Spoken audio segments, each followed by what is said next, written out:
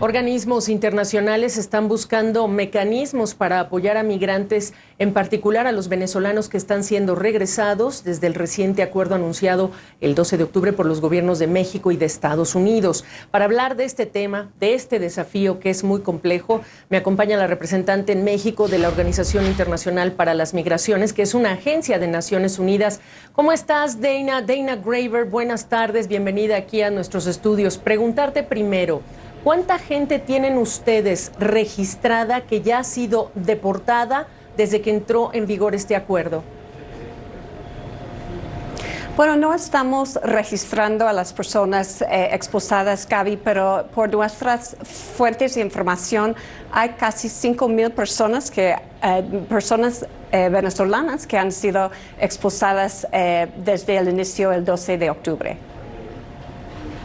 Casi 5,000 personas que estarían acá en México. Ahora, dentro de las conversaciones que tienen, también preguntarte, ¿cuánto estiman o saben que hay migrantes que vienen en tránsito hacia Estados Unidos que van a pasar por México? Y te lo pregunto para entender el tipo de presión que llegará desde el sur, Dana.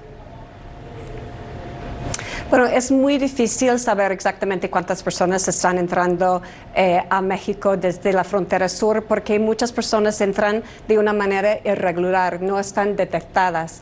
Entonces, las cifras son muy difíciles, pero sabemos que una gran mayoría en este momento son personas venezolanas.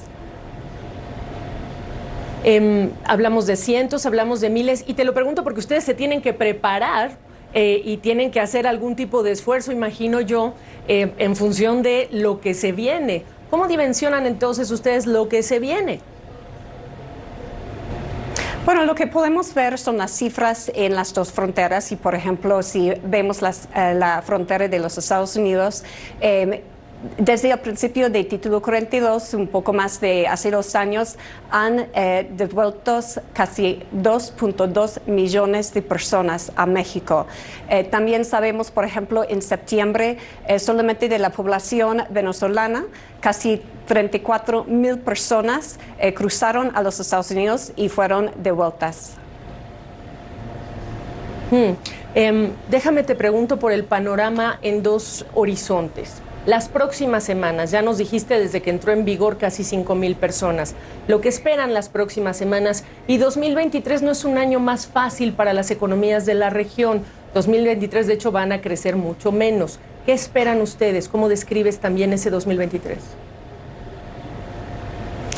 Bueno, sabemos que los flujos migratorios van a continuar. Lo que sí estamos viendo es una disminución de las personas venezolanas que están cruzando. Por ejemplo, en Darien hay 80% menos que ha cruzado en las últimas semanas en comparación que antes de este anuncio. Pero lo que estamos viendo es una situación complicada en las dos fronteras, pero especialmente en la frontera norte, porque ahora con el aumento de personas devueltas por Título 42, hay muchos otros flujos de personas, por ejemplo, personas mexicanas retornadas, personas de otros países de Centroamérica, Suramérica, África, Asia, el Caribe, y también personas desplazadas internas. Entonces, la situación, especialmente en el norte del país, es muy compleja. Muy delicada. Ahora, ¿qué hacen ustedes en este tipo de escenarios cuando hablamos ya de refugios que están más que desbordados, y cuando se habla de que tienen un techo para dormir, pero me refiero a lugares con condiciones dignas? Exacto. El acceso a albergues para personas migrantes es sumamente importante para un lugar donde pueden dormir, especialmente las personas más vulnerables, los niños, niñas, adolescentes no acompañados, las familias, las mujeres embarazadas, solas, etc.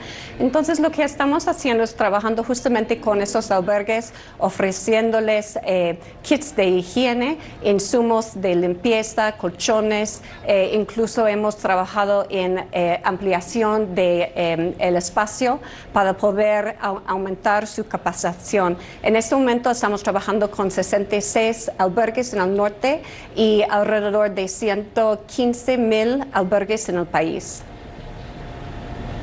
Que a estas alturas en estos tiempos están a qué capacidad, Dana?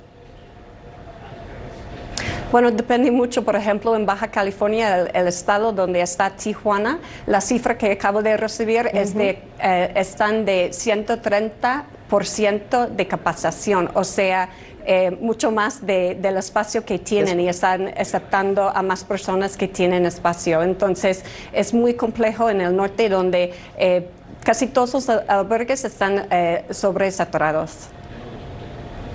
Para cerrar esta conversación, Dana, la expectativa es muy alta para los países como México e incluso para los receptores, pero dame una o dos recomendaciones para los países de origen de una agencia como la que ustedes representan.